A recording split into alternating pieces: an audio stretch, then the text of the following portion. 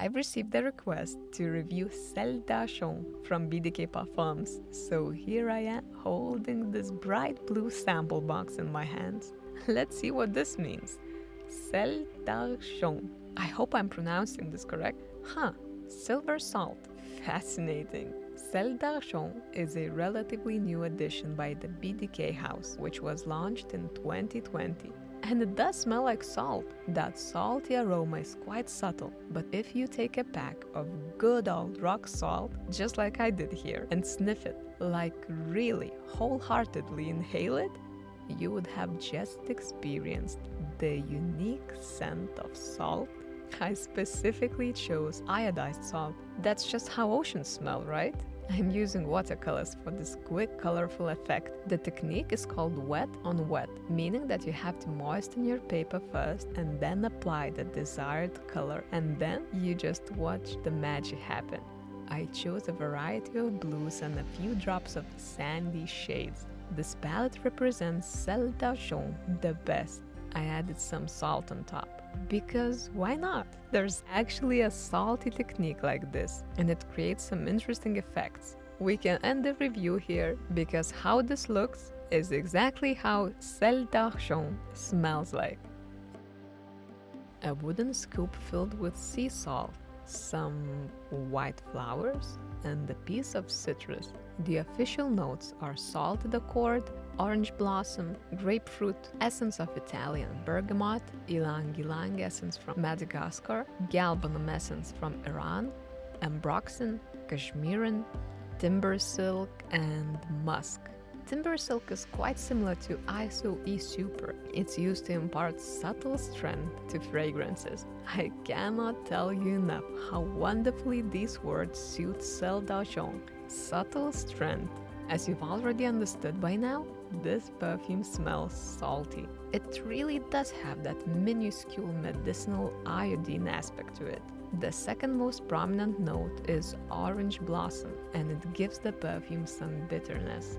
I swear I could smell seaweeds in there somewhere, and some other marine remnants for sure. Actually, I just needed to look up, and there it was. Some parts of Sel D'Argent were already hanging on my wall, a piece I painted back in 2015. Seaweeds, seashells, tiny pieces of wood, and a fish skeleton. It's there in this perfume. Sel D'Argent is giving me some sunset vibes. It's getting a bit darker and the storm is brewing, but just a bit. To sum it all up, it's a blue shower gel fantasy. So where does the shower gel impression come from? When I'm testing a new fragrance, I try to ask for opinions.